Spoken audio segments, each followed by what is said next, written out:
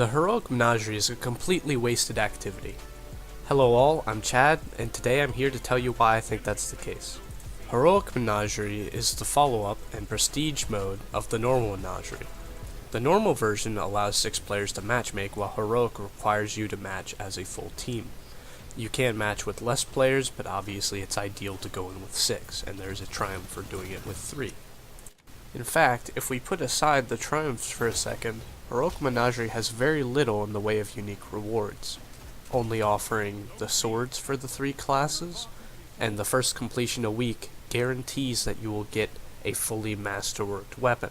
However, this isn't a curated role, it's just automatically free masterwork tier 10.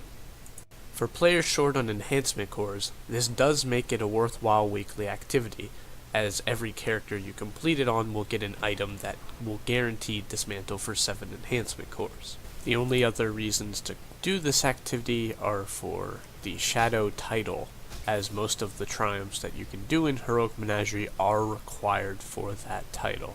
After you have obtained the Izanagi's Burden, the first heroic completion does grant you the Catalyst, but obviously this doesn't provide any replay value, as it's just a one-time thing. The only unique grindable drop from the Heroic Menagerie is the sword, and they're not enough of a departure from the norm that they're really worth grinding for on their own. When you realize that they're a requirement for the title, because they're a requirement for the collection badge, then it starts to paint a pretty clear idea of what this activity is actually about. Heroic Menagerie is just a time-gated challenge mode for the title. Now inherently that's not a bad thing, but let's compare it to Riven's Bane and Blacksmith, which both had activities that also had challenges tied to them for the titles. What I mean by that is that those activities work on their own. For Riven's Bane, you had to do a series of challenges within the raid, but you could just do the raid normally and still get all the raid rewards. It's just if you wanted Riven's Bane, you had to go out of your way to do many of these challenges. You could make the argument that Cursebreaker is the other half of Riven's Bane, requiring non-raid activities, but if you look at those you'll find a similar pattern. Blacksmith, having a shorter raid, required less raid challenges, and many of the challenges were associated with the forges. But the forges themselves offered a unique activity with unique rewards.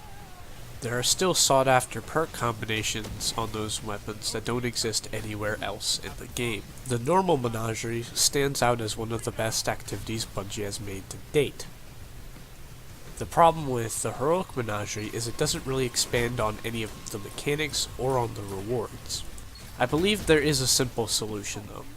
Many players have grown dissatisfied with the loot from the normal Menagerie, given that now, for an entire run, they only get one piece of gear they are likely to be dissatisfied with.